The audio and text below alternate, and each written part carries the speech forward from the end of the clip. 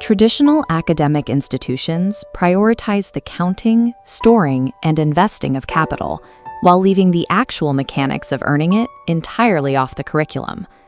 Without a formal education in wealth generation, 96% of the population defaults to a strategy called M1. M1 relies on trading your physical time for money. It treats your hours as a finite resource to be sold to the highest bidder. This strategy has a mathematical ceiling. No matter your hourly rate, you eventually hit a saturation point where you run out of hours to sell. Working harder within this framework cannot fix the underlying math. As long as income is tied to the clock, turning an annual salary into a monthly one remains a physical impossibility. Author Alvin Toffler identified this as a failure of adaptation.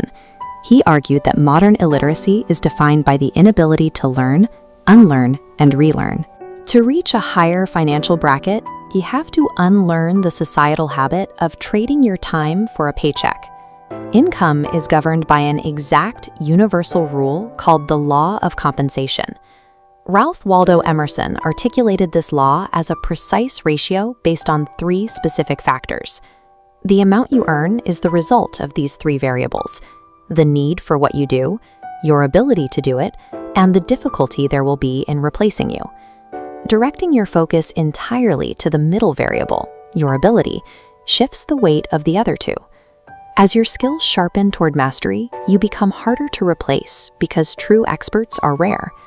By refining your ability, you are systematically engineering your own scarcity in the market. This requires moving your mental energy away from the search for better jobs and toward the pursuit of a higher skill level.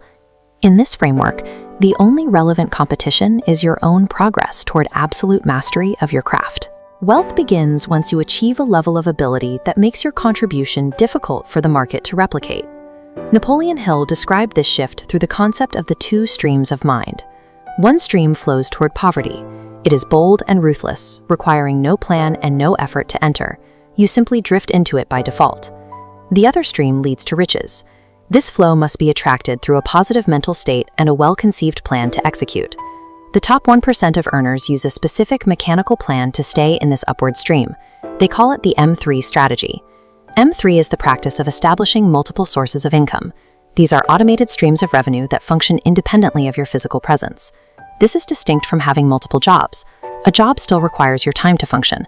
A source of income produces value regardless of the clock. Shifting into the M3 strategy changes your identity from a laborer selling hours to an architect building automated systems. Modern technology accelerated the relearning phase Toffler described.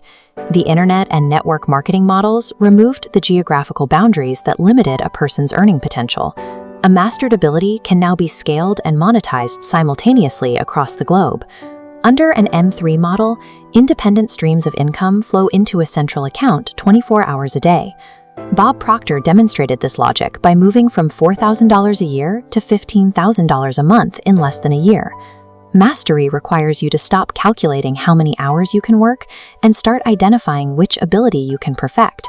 Prosperity is the physical result of unlearning outdated habits, mastering a single craft, and engineering your first automated source of income. Drop a comment below with your thoughts, hit subscribe, and share this video to make sure you see the next installment.